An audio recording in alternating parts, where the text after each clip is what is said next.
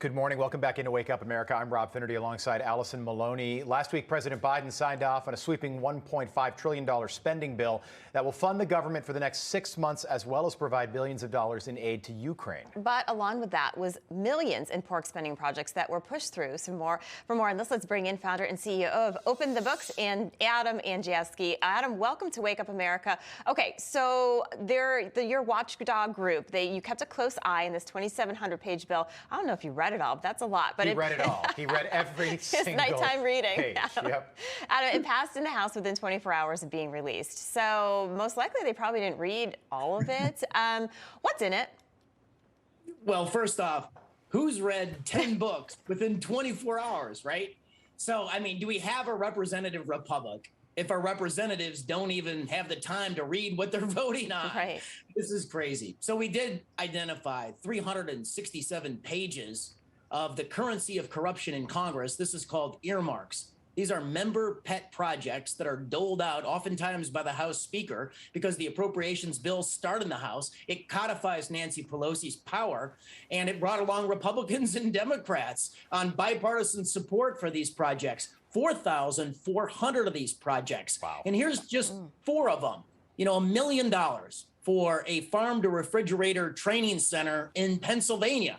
You know, you got $3 million for a fisherman's co-op in Guam. You got $2 million for a climate center over at George Mason University. You got $2.5 million for a museum in Vermont. You know, these are projects that people can debate whether or not they're waste. However, what we don't have to debate is every single nickel of this is borrowed against our national debt. Exactly, which is, around $30 trillion right now. Adam, these are bipartisan, spending these projects. This always happens before elections. They are bipartisan, but typically it's like, hey, Congressman A wants to get reelected, so we're going to rename one of the post offices in his district after a fallen soldier or something like that. Typically they're pretty minor.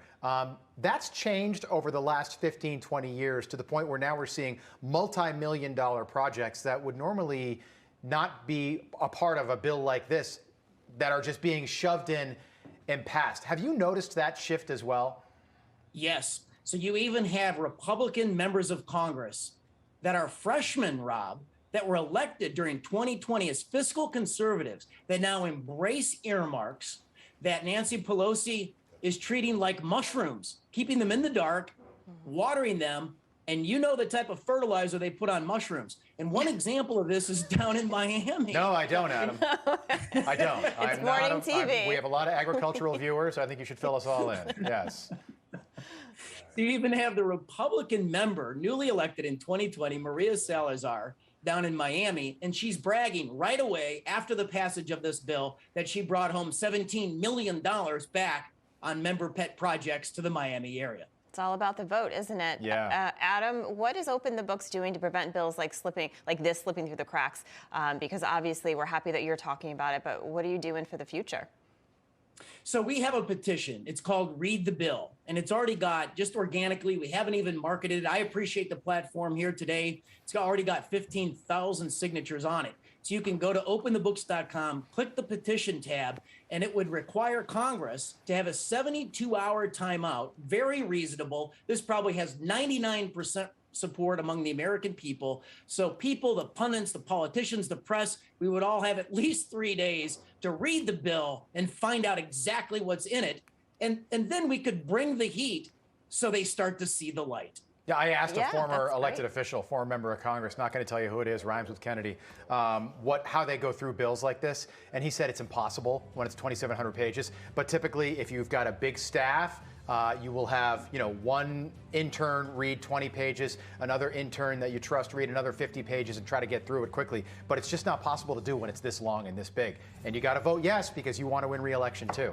But that's where we are. Well, that's right. Yeah. And there are some good things in here. One thing the Republicans were able to keep in law is the Hyde Amendment. So you can't use federal dollars for abortions. That's the one ray of sunshine in this 2,700-page bill. We've talked about that too. Adam Andrzejewski, great to see you again. You can hear the music they're playing us off, but come back and see us soon. We appreciate it. Thank you. Thank you. All right, we got a lot more to come here on Wake Up America. Stay with us. We'll be right back.